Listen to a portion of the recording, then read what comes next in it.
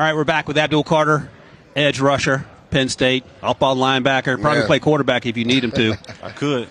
Tight end, Tyler Warren, watch out. Thanks for joining us, Abdul. Fantastic season, top to bottom, incredibly impressive. Penn State guys work for us, so you shouted out those people. Hooray to them for doing what you do. But, Lijah, you wanted to get started. You were excited. So I want to have some locker room talk with you because I know this had to be talked about in your locker room. Mm-hmm. Has anybody kind of told you favor Chop Robinson in the face? Yeah, that's my twin. When I first got there, he transferred over. Everybody just confused us for one another, just calling me Chop, calling him Abdul. It's crazy. That's my twin, though. Literally, so when they had the headshots for the Combine, I said, somebody made a mistake. This is Chop Robinson. Yeah. And then I kept searching. I was like, oh, no, they just look alike. I'm like, they got to be cousins or something. Yeah. All right. Look, I'm glad you said it, not me, because sometimes – last year, his whole family looked like him too, so it's like weird seeing his family, seeing him. It's crazy how much we look alike. You're a huge Eagles fan as well, and I think you've said your Philly roots have a lot to do with where you are now. Mm-hmm. Tell me if this is right. You went to the Super Bowl? Yes, sir. Your dad got you a custom jersey? Yes, sir. And how was that experience? It was dope. It was really just enjoying my last year being a fan. Got to take my dad to the Super Bowl. Eagles won the Super Bowl. Just dope seeing that one last time. So a lot of Eagles fans have joked that they want you to kind of hurt your rankings to drop all the way to 32. Yeah. Most likely, you never say never. There's no way the Eagles will be able to get. The Eagles going to be able to come up and get you. Once you get to a new team, will that Eagles fandom die out? Yeah, we'll have to, unfortunately. But like I said, I was just really enjoying my last year being a fan. And to all the Eagles fan, I'm sorry, but I'm not taking my style. I'm not doing that. No, I don't. The only way that he's going to Philadelphia is if they trade him to the top 3. Yes, sir. Much. And that's going to be it. You also said, I think moments ago, that you're the best player in this draft and you should be taken first overall. Yes, sir. I got to ask you why you think that. I know why, but you can tell us why you think that. Yeah, I would just say my impact on the game, my versatility, could play multiple positions, and the biggest thing for me is I show up when it matters the most. You look at my last playoff games versus our biggest competition, I show up, deliver, and I feel like that's why. And I think it's fair to say you weren't 100% in those last few games either. Correct. No, sir. Although you would not know that to watch him, Lijah. Yeah, well, I actually want to ask him about that, right? Because a lot of players probably in your position, knowing they're going top 3, would have shut it down. What was your mindset to just continue to go out there and push through that shoulder injury and play for your teammates? Yeah, I was just willing to lay on the line for my brothers. I knew they'd do the same for me, so just me being out there one last time with my teammates, the last 3 years I've been with, building those bonds, building those relationships, I do the same thing again, just lay it on the line for my brothers. Lijah, 10 years in the league? Yep. Let me ask you if you were this hardcore at any point during your football career. Okay. Abdul, is it true that you have a squat rack in your apartment?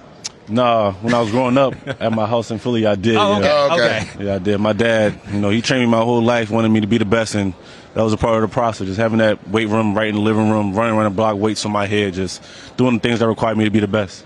Hey, go ahead. Yeah, you made a transition to the edge this year, right? You were a stand-up linebacker before, and that's why I think everybody's so excited about you because really only have 1 year of you being on the edge and dominating like you did. Mm-hmm. Do you feel like your best football is still ahead of you because essentially you've only been on the edge for 1 year? Yes, sir. That's another reason why I feel like I'm the best player in the country. Just me being in my first year at a new position. I feel like nobody's really done this before at this level, just coming in a new position, being the first team unanimous All-American, dominating the way I did, having an impact on the game like I did. Let me ask you about some of your teammates because there's some dudes on defense that I love watching for sure, but I want to ask you about offense. Were you at all surprised? I guess I know the answer, but I thought this dude came out of nowhere, but did things that I did not expect him to do.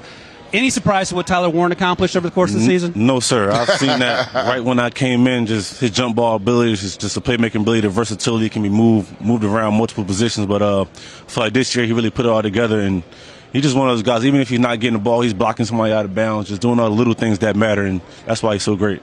I don't know if you knew this. You may have known this. In high school, I know Tyler's high school coach. 6'6", he played center, and he was dominating as a center. That dude physical, man. Yeah, he one of them.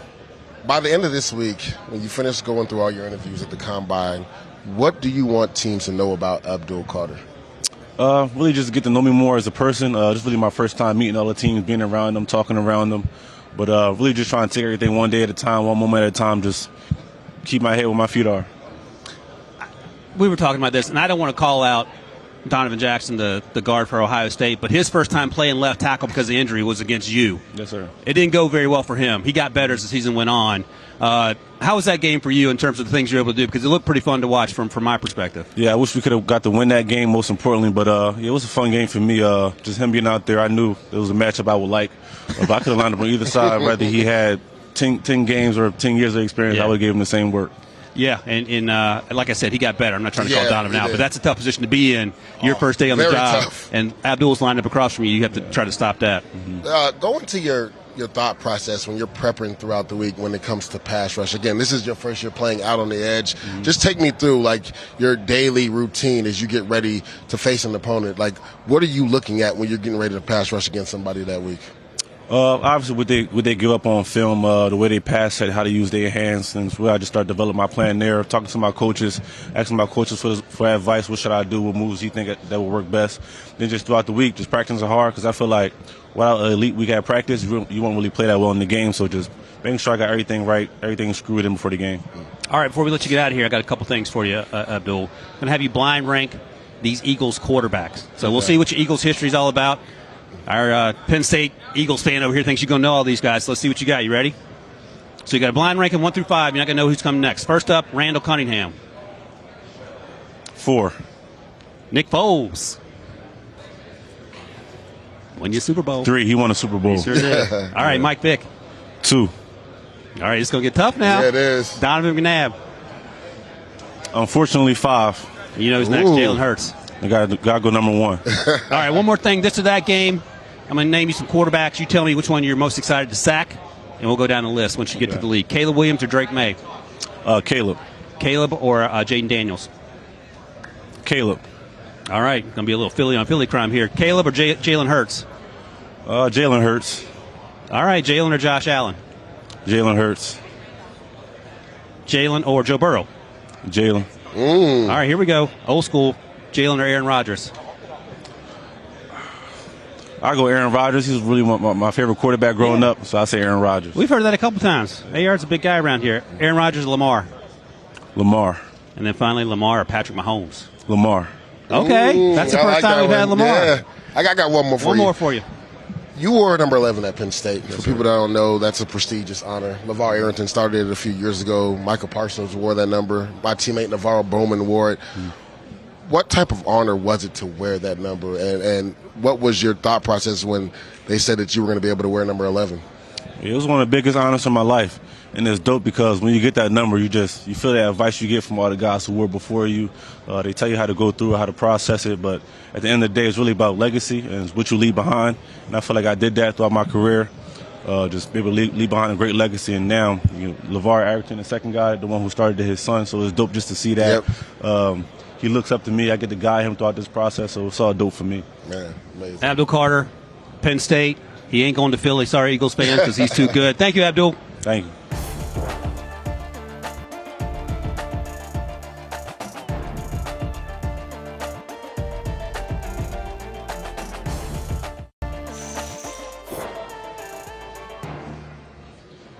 Welcome back to With the First Pick. We're here at the Indianapolis Combine. Just talked to Abdul Carter. Could be the first overall pick. And now these dudes are here for the rest of the show. That's Josh Edwards.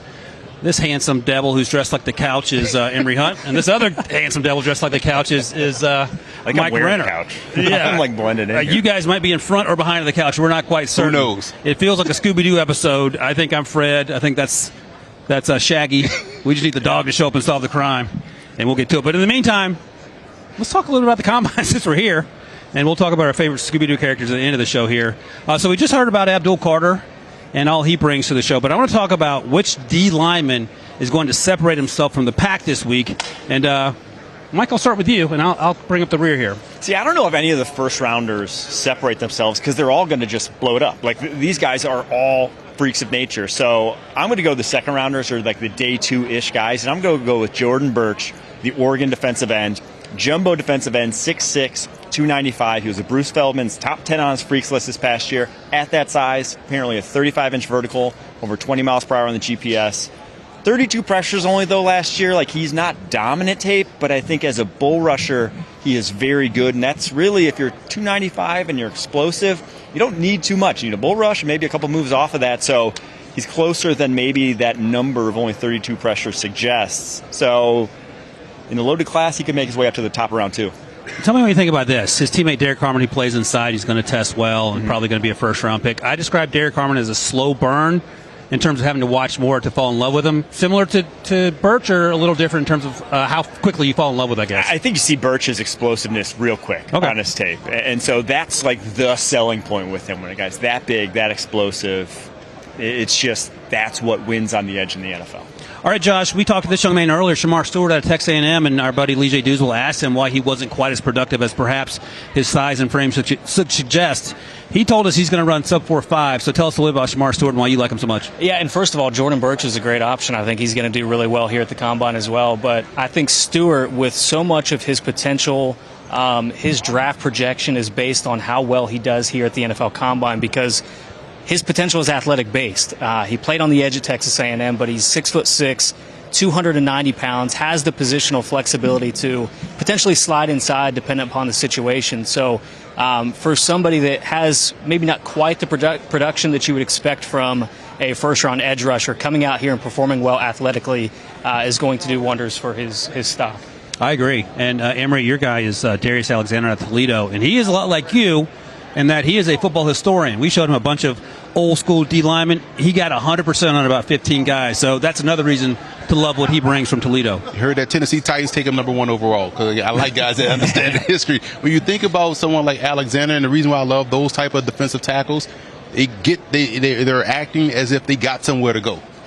Everything is an urgency, everything is rushed, everything is, hey, I got a plan. And we saw him down at the Senior Bowl give all these offensive linemen a problem. And this is someone that plays well with his hands, good lower body strength to where he could really just bull rush these offensive tackles, has a variety of moves to get to the quarterback. And shout out to the Toledo football program, because they always ace these all-star game circuits. They understand how to show up and show out. Who showed up last year?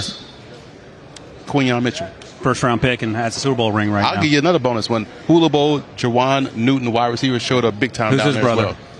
Johnny Newton. Johnny Newton, the different size. Different size, a little bit bigger. Tackle a little bit more. For the Commanders. The funny thing about Darius Alexander, by the way, is that we asked him maybe the one-on-one matchup that was the toughest for him, or that he had the most respect for at least, Great Douzable.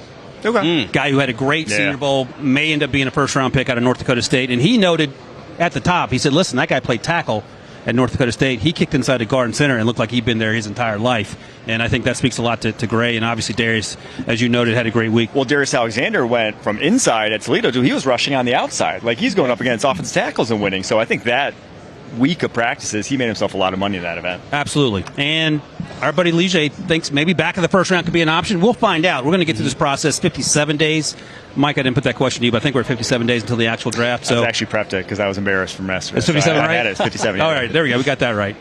All right, my guy is Vernon Broughton. And amazingly, we haven't talked a lot about the Texas defense outside of Jahdae Barron, it feels like.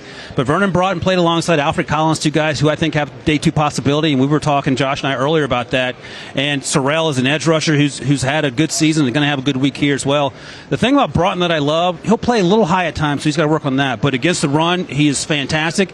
High motor, and he's incredibly disruptive as a pass rusher. So he's giving you both of those things. Sometimes you see guys who are good at one and not the other, and you have to figure that out in terms of how you use them at the next level. I love what Vernon Broughton brings, even though he hasn't gotten a lot of run yet media-wise. I think that's going to change. My comp for him was Keanu Benton. People don't like my comps. I don't hate that one. I think that was pretty good. So we'll see about that. Well, I'll say this about Broughton and Alfred Collins, the two DTs coming out of Texas.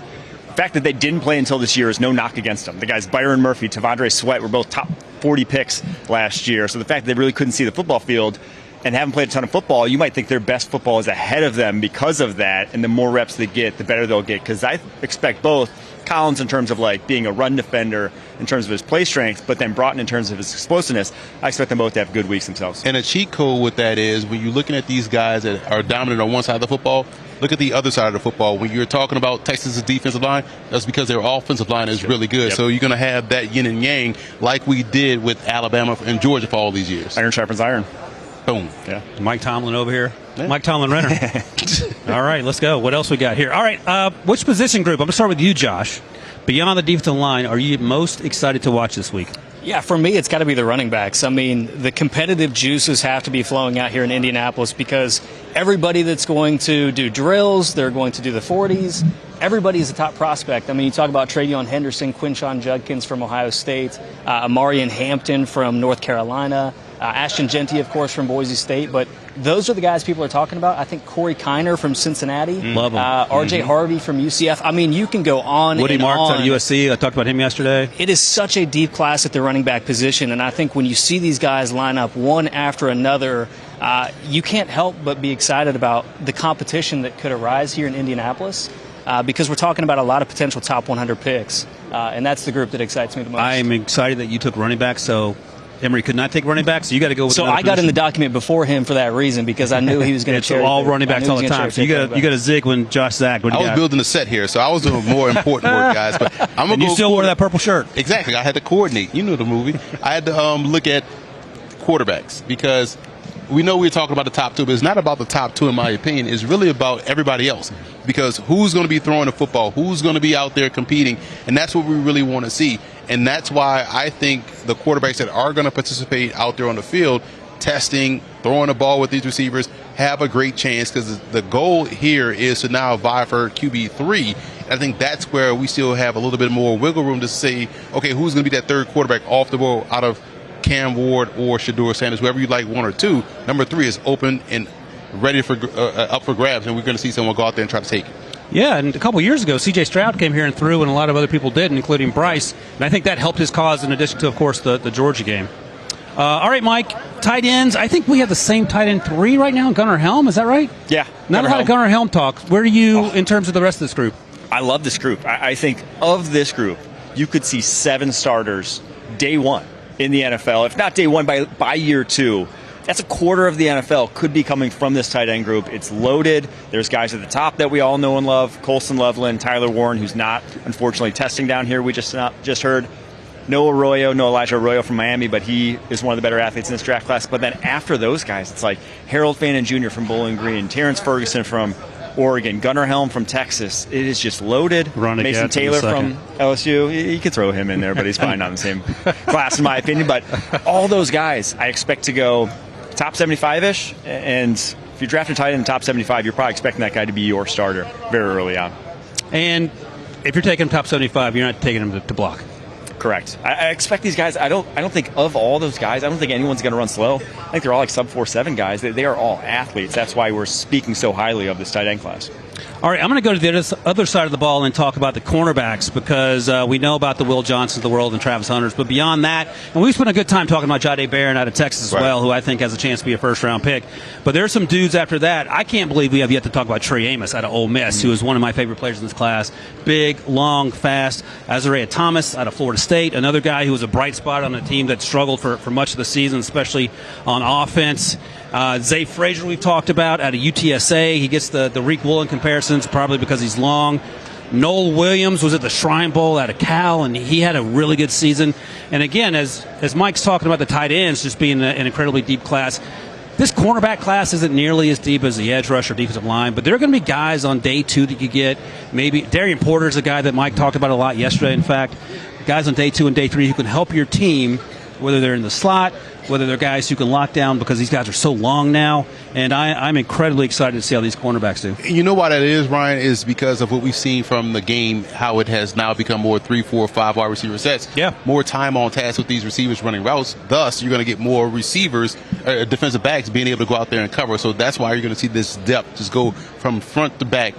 Top quality guys that get out there and start. Doesn't matter if you're first round or 7th round, guys can go out there and cover because they've done a lot of it in college. All right, we're going to take a quick break, guys. When we come back, we're going to talk about this quarterback class. Emory touched on it just a moment ago. Cam Ward, is he QB1? Could that change this week? We'll talk about more right after this.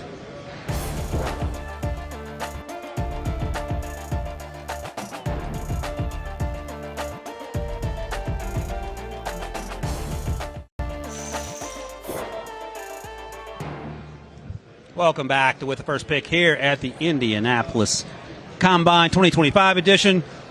All right, let's do this, guys. We're talking quarterbacks. Not quite the class from a year ago, Mike, but Cam Ward, has he or can he solidify himself as QB1? And just for the record, I did not write this question. I wrote duh on this list, which in retrospect is a little obnoxious, but I think he will. Over the course of the week, if he throws, and he throws compared to the other guys here, his arm talent, his his aura will shine in a situation like this. And I think at the end of the day, someone's going to fall in love with this guy, whether it's in the interviews, whether it's on the football field. It's just very easy to fall in love with this game. So with Shedeur kind of skipping out on it, I think it gives Cam Ward this open door to just be like, yeah, it's me.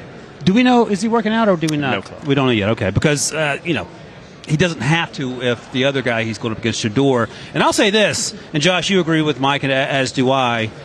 I've heard that the Tennessee Titans might be leaning towards Shedeur early on in the process in terms of what they're trying to do with Brian Callahan. We talked to him yesterday. Obviously, he didn't say one way or the other. But news alert, Emery, you say no. He has not quite solidified his spot at number one. You got to explain why. Well, first of all, I love how things kind of lock in together. We call that synergy, right? The graphic we just showed with Cam Ward had a fantastic graphic showing his completion percentage. He was 12th in the country in the FBS with 67%. That's outstanding. Guess who was number one? Not only this year, but also in history. That is Shedeur Sanders, right?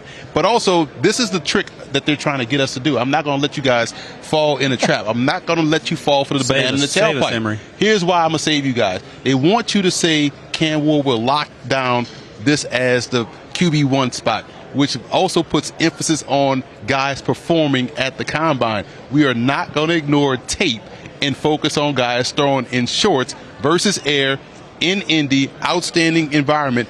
No, the tape tells us all. Now, whether you believe Cam Ward is number one based off the tape, I'm cool with that, but not based on what he does in Indy. No, and that's right. And Josh, I want to ask you this, but Bryce Young didn't throw a few years ago, probably for the same reason Shedeur doesn't want to throw, in that the difference between arm strength might be apparent.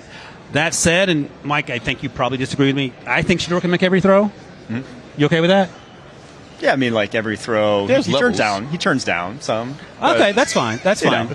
But Josh, where are you on your evaluation of Shedeur? Because I go back to last year when they started 3-0, and I was having a serious conversation to myself saying, this guy is showing some things that translate. Yeah, I thought first half of the season he looked fantastic. I mean, he was throwing with timing, anticipation. He was driving the ball into tight windows, especially the second windows. So there was a lot to like, I thought, from the first half of the season. But I thought over the second half of the season we started to see a little bit more sloppiness in terms of that timing and anticipation. And that's when Cam Ward really made the move for me to be that quarterback one in this draft class. I'm excited to see him out there, at least with his peers. I want to see him out there. Whether he throws or not, that's fine, but I want to see him out there, his size compared to those other guys and the presence that he has, because you can definitely tell when a quarterback has separated himself, the aura that he kind of puts off and the other guys kind of gravitate towards him. So I want to see if that happens with Cam Ward here today. You have the first pick.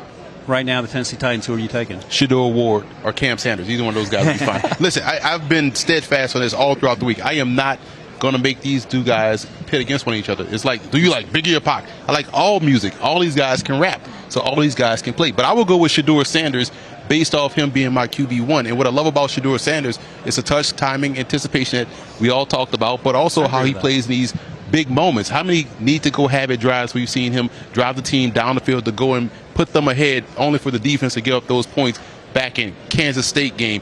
Other big games, we saw him do that. And what I love about Shedeur, he has gotten better consistently over time. Both guys, what I really love, though, FCS prospects, go to Power 4 schools, ball out, and here we're talking about those two guys as QB1 or 1A or 1B. So I like both guys, but I will go with Shedeur. Mike, how high would Mike Renner, NFL GM, draft Shedeur if you need a quarterback? In this year's draft specifically, because there's so many day two guys, I would wait till like the back end of the first round. Okay, so just because I don't have that big of a difference. He's my QB2, but it's not that big of a difference between QB2, QB3, QB4. And so when you can get that QB2, 3, 4 in probably the second, third round, it just changes the calculus of where I'm going to draft that guy. Realistically, he doesn't get past the Raiders, I would imagine. I don't think so. Yeah. Okay. All right, let's talk about QB3. And I think your QB3 is different than the rest. Is that right? In real life? And we'll save that for later. But for right now, we all went with, oh, no, we got it. Jackson Dart. I thought it was going to be your guy from Oregon. He's QB4? I have Dylan Gabriel as QB3, the Oregon quarterback. Now, who will emerge as QB3, who I think is going to end up in the NFL draft, I think it's going to be Jackson Dart. Okay. Ole Miss. So. All right. Hey, so we have the two purple guys are going off script here with their QB3s. We went with Jackson Dart, and for the purpose of the conversation, Mike agreed that that's probably what ends up happening QB3-wise. You went in another direction with a guy had a up-and-down season, and then the Senior Bowl didn't go great for him, and I'm talking about Jalen Milroe, but you're still high on him as a possible QB3 candidate. Right, because if we're talking in scope of the combine, who's going to go out there and test athletically really well is Jalen Milroe, because he has to remind people, I can run, I'm explosive, I can jump high, all of those athletic traits that we've seen the quarterbacks now in the league kind of have to make you a +1 in the run game, kind of enhance your run game. But this is why I love Jalen Milroe and I've always been a fan of his. I'm a college football Hall of Fame voter, so I've gone to a couple of the National Football Foundation William Campbell Award trophies, the academic Heisman. And just to be there as a semifinalist like Jackson Dart was phenomenal in and of itself. Guys have these crazy majors, molecular biology, 4.5 GPA, and the fact that we see a starting quarterback from a Power 4 program, Alabama, played at a high level, and has the academic wherewithal to be the academic Heisman shows you he's coachable. And we said this all the time. When we watched Jalen Milroe in 2022, we were like, man, I don't know if he's going to be quarterback by the end of the season, right? Yeah. And then 2023, played really well, outplayed Carson Beck in the SEC title game, looked better. We saw the Auburn game, fourth down play. He got better, but he got benched early in the season. But you saw what happened after he got benched. They realized he's the guy, and he got better. Then he up and down season here this season with a new OC, new coach. That's why you saw the turnovers trick up. He didn't have the best Senior Bowl, so he has to participate in all of these drills. Right. That's why I feel like he still has a chance to elevate. Does the hand size worry you? So 8 3/4 inches. Because it worries me. It reminds me a lot of Michael Vick. And when we saw Vick have a lot of fumbles. Yeah. And when we saw Milroe have a lot of fumbles. And that's something he's going to have to be cognizant of. Right. He's going to have to really make sure he protects the football, because the hand size, we saw it in the bowl game against Michigan. It was wet out there, and the ball just was slipping out of his hands. That's what he's going to have to work on. But I trust the kid. I guarantee we'll hear how well he's interviewing, because he's a military kid, high IQ guy, and he'll make himself into a QB3 in my opinion coming out this week. Josh, let me ask you, I'm a military kid, by the way. How did that turn out? You're here with us, right? My dad told me, do not go into the military, son. You are not built for that. And he was exactly right. He was dead on. He crushed that one. He needs to be up here, mock drill. Josh, so Renner alluded to it, sub 9-inch hands, which if you don't know is smallish for quarterbacks. He's 6'1" and change, so I think he's plenty tall. And we talked to a bunch of defensive linemen and edge rushers today. Texas A&M kids said Lenore Sellers was the toughest guy they placed, a quarterback out of South Carolina. But we talked to Jalen Walker and Michael Williams out of Georgia, and they said Jalen Milroe was for real. And that game he played against Georgia was lights out. So I'll ask you, what are your concerns with the tape and even the measurables when it comes to the Alabama quarterback? Yeah, I think it's just consistency and accuracy. I didn't think we saw that enough throughout not only this final season at Alabama, but really the last couple of years. Obviously coming in with a new head coach, he had an opportunity to fight for that position, and he obviously earned it. But we just didn't see the level of consistency that we needed to as a passer. He's obviously dynamic as a runner, and that's probably what those guys were speaking towards in terms of the ability to corral him and contain him in the pocket. But in the NFL, you're going to have to be able to drop back and pass first and foremost. All that running is the secondary stuff that it's fantastic if you can do, but you're not going to be able to be successful if you can't throw the ball consistently to all levels of the field. And that's kind of the concerns that I had not only from the season, but also the Senior Bowl, what he did there as well. I wanted him to come back for another year because we saw what Kalen DeBoer and Michael Penix Jr. were able to do together. So we got 1 minute left here, and we'll just go through this pretty quickly here. As of today, February 26th, I think. Is that the day? 26th? Yeah. All right. You got that one. Thank you. You're my numbers guy. What happens with the number 1 overall pick, Mike? Tennessee Titans, do they stay put? Do they hit quarterback? What are we doing? I think it's going to be Cam Ward. Because quarterbacks, if there's demands, it goes all the way to the top. But I think if it's not the Titans, if they aren't that interested, if they're debating between the two, I think it gets traded. And I think the most likely team that would trade up to me is the Cleveland Browns. If the Titans really love Abdul Carter, which apparently they do, you'd still get Abdul Carter at number 2, and the Browns get their guy at number 1. They're an analytically driven team. They know the quarterback matters more than any other position. That's why they gave Deshaun Watson the bag he did. Now they're paying for it, unfortunately, with Deshaun Watson and what he's done, but that means that they will try to make up for it very, very quickly here. I know Andrew Berry. I know he's analytically driven. I know he's not going to just sit idly by and let Deshaun Watson be their starter next year. Finally, that would be a good thing. Browns fan here. 10 seconds. Sagi, you have too much time to talk. What is going to happen to number 1? Yeah, I went with Abdul Carter because I'm not sure that the team is going to be willing to move up to give up the kind of compensation that it would require. I do think Brian Callahan wants a veteran quarterback, and obviously Cam Ward would not do that for him. And you spoiled it earlier. Shadour's your guy for now. We'll see if that changes. He goes first overall. I said Cam. I think he's a little better physically, and we'll find out together. No disrespect to Shaddour, but I think it's going to be a first-round pick all day long as well. All right, guys, we'll take a quick break. Come back. Some burning combine questions. We'll answer those right after this.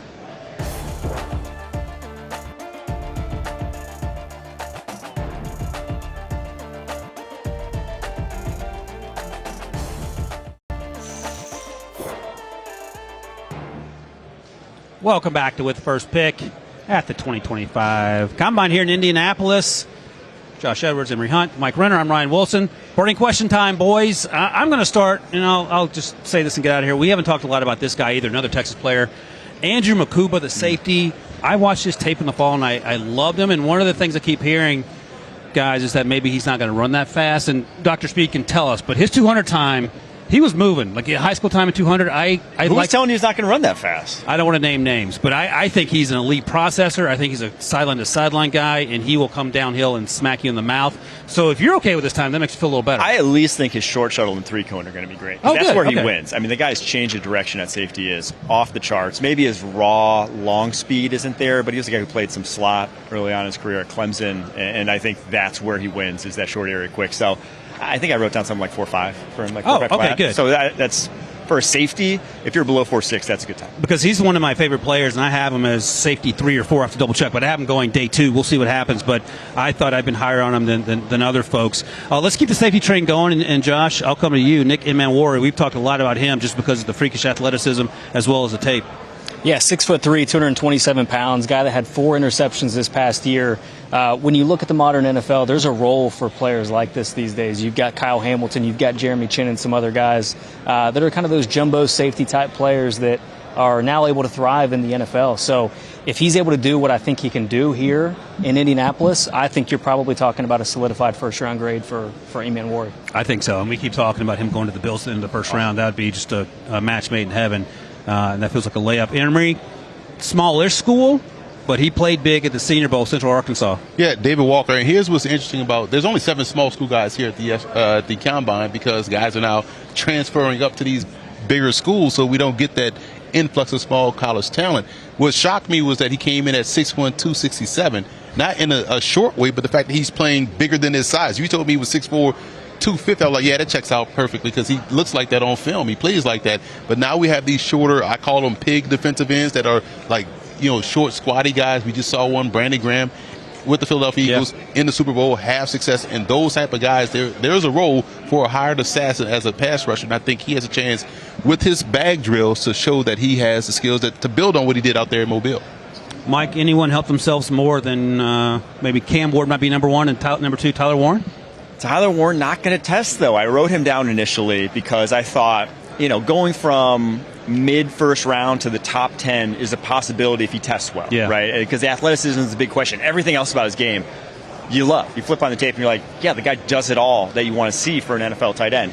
So I'm going to pivot. I'm going to go Armand Membu because I think when you have the most money to make from 15 to 5 or 6, because that's like $10 million. You go from like third round to second round, that's like, $1 million over the course of your rookie contract. These guys have a lot to get into that top 10. And I think Armand Membu, he's the only right tackle of the top group. And if your team, I think he goes high as number 7 to the New York Jets because they have the obvious right tackle need. They have a left tackle. A lot of those teams drafting at the top need left tackle, but they need a right tackle. And Membu is going to test off the charts, in my opinion. The guy's a freak athlete. He's only getting better. He's so young and only 20 years old that if he has a good week, he can make himself a lot of money. You want to hear a funny story about Armand Membu, who I love as well? We talked to Michael Williams today, the edge rusher out of Georgia, and I asked him about the toughest guy he faced. He said, Membu. And I said, hey, do you care that he's 6'3"? He said, I had no idea he was 6'3", and that's the knock. And, I won't name names, Pete Prisco, but he needs to move inside according to Pete because he's only 6'3", 34-inch arms, and to Mike's point, he's been balling out. All right, one prospect with the most to lose.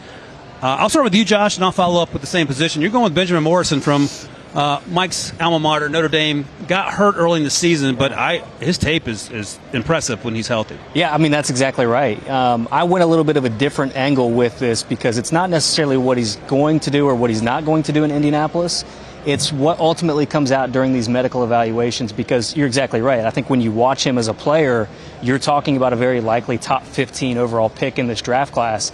But there's obviously concerns with, his knees and the injuries that he sustained. So I'm kind of curious how comfortable teams are ultimately on him coming out of this draft class, because at one point we were talking about him as that validated top 3 cornerback. off the board in this class. Michael, come to you because your guy is an injury-related concern as well, and also an opportunity to be a first-round pick to offensive tackle Josh Simmons at Ohio State. Yeah, very similar reason. Josh Simmons tore his patellar tendon against Oregon. Obviously, that was like the first real test for him, but everyone who watched his tape up until then has pretty much the same opinion. It was like, that's about as clean a tape as we saw in this tackle class. Now, again, he didn't face top competition in those games outside of a few reps against Mike Green in that Marshall game. So he didn't really get tested, and that's a pretty bad knee injury if you're talking about for an offensive lineman. Patellars, not a lot of guys really recover back to 100% quickly from that one. So his evals with that will be pretty much based 100% on what it says here at the Combine and what it says before the recheck, before he's drafted, because on tape, the guy's in the mix for one of the top tackles in this draft class. I went with Will Johnson, the cornerback out of Michigan. We talked to Mason Graham earlier today, and he made it known. I guess there was some buzz out there on social media that Will Johnson just quit on his team. He had a turf toe injury. That's why he didn't play the second half. His tape is off the charts. We'll see how fast he is. Dr. Speed, what do we got on Will Johnson?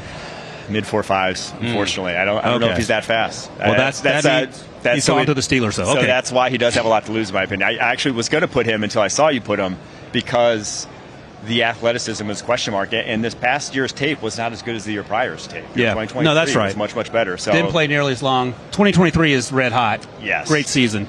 So we'll see. We'll see what happens there. I'm going to Jalen Milroe, we've talked a little bit about him, but I want to get to, we have like a minute left here, fastest 40 time. So I'll start with you. Give me your guy. Jaden Blue. And the reason why I say Texas running back. Yes, because his second and third level acceleration is insane, and he can continue to get faster. It's like you could see him accelerating, and that's why I went with him, because it's always someone that we don't expect to run really fast. I feel like Jaden Blue will get it done. Dr. Speed, the grade on that one? He's fast. I don't know if he's going to be 4.2 fast. Because it's going to be, I think it's going to take in the 4.2s. There are some fast guys in this class. And the guy that I'm cheating a little bit because I have some data on this. It's Darian Porter, the Iowa State cornerback, because at the Senior Bowl, he had the second fastest GPS speed of all time. The fastest, Tariq Woolen. Tariq Woolen ran at 4.26. He did okay. So he was just behind him, 22.17 miles per hour. Tariq Woolen was at 22.45. So just behind him, you're thinking maybe high 4.2s, maybe even gets to the low to mid 4.2s. Yeah, Darian Porter, he's going to cook. Josh and I took the easy layup, the low-hanging fruit. Arian Smith. It checks out. 10-1, 10-2, whatever you ran the 100 in. Hopefully they don't make him catch a ball at the end of it, though. You're right. As Tracy, our boss, noted, he should be playing cornerback. That's tough. Sorry. That's true. He had 10 drops this year. All right, look, we're going to come back for one more segment. Bowl predictions, because you can't end any podcast of the Combine without talking bowl predictions, and we'll do that right after this.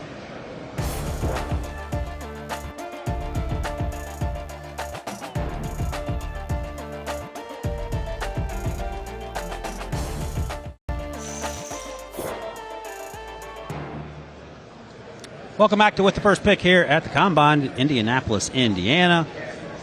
Bowl prediction time, boys, before we get out of here. Let's see what we got here. Josh, yours is good. I actually talked to someone last night who was on board with what you're talking about, and I think this might be a realistic possibility. So we'll see how bold it is, just because it might actually happen, but I like it. What do you got? Yeah, so Arkansas edge rusher Landon Jackson, 6'7", 280 pounds. I think he could get in the 4.5s, which would be a pretty big deal for him. I think he's going to have a better three-cone drill than probably people expect. So I think you're talking about a really well-rounded performance here from Landon Jackson. And if he does it, we're going to have to start talking about him more in that first-round conversation. Which is funny because every year before the Combine we say don't let the 40 times leave impressions on where these draft slots end up, and we don't listen to our own. No. Dr. Speed, 4.5? I wrote down 4.62 for him. You Okay, got to watch close. him chase down some screens, and the guy, once he gets up to speed, he flies. Like he doesn't have the first step that makes you think 4.5s, but then once his top speed is cooking. Okay, all right. We're all on the same page there. I like that. And I think Landon, obviously very productive at Arkansas, and I thought he'd get better during the week at the Senior Bowl. I was glad to see that as well. All right, Mr. Emory Hunt, what you got? It's funny because we never really saw this guy just really take off and just run full speed. He only had to run 65%. Exactly, right? Because he's one of the best athletes in the class. How about Travis Hunter cracking 4.240? There's going to be one wow moment coming from Colorado. We know Shadour's not going to throw. We know Shiloh is not going to run or do a throw. Maybe Travis Hunter works out and also runs. So why not run the fastest time and then run out the stadium like Deion did in 88? 89. I can't wait to see his 10 split, too, because that's where, when I watch Travis Hunter's tape, that's where I'm really wowed, is when he's just flat foot starting, and it's like, whew, it's just different from any of the other corners, any of the other wide receivers in this class. So you're okay with that too. So we've got 2 thumbs up from Dr. Speed, Mike Renner, so that's good for you guys. Maybe they're not that bold, though, because Mike's all about getting it right. I had 4 threes for him, though. But 4.2, it wouldn't surprise me sometime when a guy gets juiced up. If he cracks 4.2, he's the record holder as well. If he cracks 4.19, he's in Rocket Ishmael territory. Shout out to Notre Dame over there. There you go. Yeah, there you go. Good old Rocket. What a player. Lou Holtz era. Lou Holtz originally coached at William & Mary, by the way. I did not know that, actually. Back in the 60s and 70s, at least. Tidbits. All right, you're up, Mike. What do you got? You got a whole slew of guys here. What are you doing? I think we see 4 edge rushers go in the 4-4s. James Pierce, Shamar Stewart, Mike Green, and I did say Abdul Carter. He's not going to work out, but Abdul Carter at his pro day. So those 4, I think, go in the 4-4s. Ultimately, I think we see some other guys get close to that number. Q Robinson out of Alabama, Princely Umanmielen, Donovan Ezaraku, all in the 4-5-ish mix. If one of them breaks 4-5, I wouldn't be terribly surprised. But it is a fast, it is an athletic, it is a deep edge group. Just draft one. Surprised you went with that Penn State 38.5-yard, 40-yard dash they run out there. Oh, dude. Yeah, they're all going to run 4.3s. When was it when, who was the Odafe Owe ran like a 4.38? It's like, okay. But, I mean, it used to be a time, I think Montez Sweat ran sub 4.4 as well. He went 4.4 flat. Yep. Okay, and you'd be like, oh, that guy's moving for 260-ish, and now every one of their brothers just rolls out of bed. Shamar Stewart, we just talked about, he might crack 4.55. What was your time on Shamar? I had him as one of my 4.40s. Oh, okay. There you go. In the 4.4s. There you go. All right. Again, I'm going with the low-hanging fruit here. I'm going to talk Arian Smith up until he finds his way into the 5th round because I got to make that happen. Say the bold part because that's not bold. What you about to say? Say the bold part that everybody want to hear. That's not bold. Bold is he gonna catch the ball? Oh, jeez. I didn't. Emory Hunt, dressed up as Grimace, said that. Arian Smith breaks Xavier Worthy's Combine 40 record. Is that not bold, Dr. Speed? Well, I think that is bold. Oh, okay. You don't think Xavier Worthy can cook. Yeah. I mean, to see him on tape versus just like anyone else, that guy is a different level. So it would be bold. So he runs a 4.25. And let's say he does well in the gauntlet drill. Are you feeling better about his prospects then? Yes, we talked about this at the Senior Bowl, and all jokes aside, he's Ted Ginn, but which version? Are you getting the Dolphins Ted Ginn or the Saints Ted Ginn? If you get the Saints Ted Ginn, you get yourself a guy that's a game breaker. You don't want the Dolphins side of it because that's the one that had a lot of drops. So if he can tighten up those drops with that speed, he's a home run threat. And Josh, you had Arian Smith as the fastest this week as well in the previous segment. Where are you grade-wise on where he ends up? 10 drops last year, as I mentioned. Yeah, it's an issue, especially when you're a wide receiver. I think he's probably going to get a look on day 3 just because of the speed. I think some teams are going to be excited about what they could possibly do with him in space. You talk about what the Dolphins do, getting guys in motion, coming across the formation, just allowing them to make guys miss in space. A team like that, I think, is going to be most interested in Arian Smith, where he's not conventionally having to catch passes the way that you see guys at the top of this class would. I'm just going to get on my soapbox for just a second. Go ahead. I do not like deep threats with bad hands. It just, you only get a few of them. You only get a few chances a game at those. Yeah. And when you drop one of them, it completely demoralizes your team. So when you have those opportunities and that guy drops it, it changes games in a negative way. So if you have a deep threat who has as bad hands as Arian Smith did, I'm just very wary of those guys figuring it out. I don't want to call this young man out. I actually loved him last year, and I think he's great in year one for the most part. But to your point, the reason my Carolina Panthers and Bryce Young didn't beat Debo's Eagles is because Xavier Legette dropped that ball at the end of the game there. That was one of Bryce Young's best games clearly in the NFL, and certainly since he got to Alabama. All right, tomorrow, guys, the defensive backs and the tight ends are coming through here. I'm excited to talk to those guys. What are you wearing tomorrow, by the way? Depends on what the color the ambiance is. I change, but I'm a chameleon. And are you guys going to coordinate, or what's going on? No, we're not. Hopefully, I'll wear blue tomorrow. Let's just get it out the way. I'm going to wear light blue. You guys there you go. Play off that. I might wear clear, like JJ. Okay. You do what you got to do. All right, look, that's it for us here at the Combine for today. We'll be here all week. Check out the coverage on With the First Pick, wherever you get your podcasts, and we will see you guys tomorrow.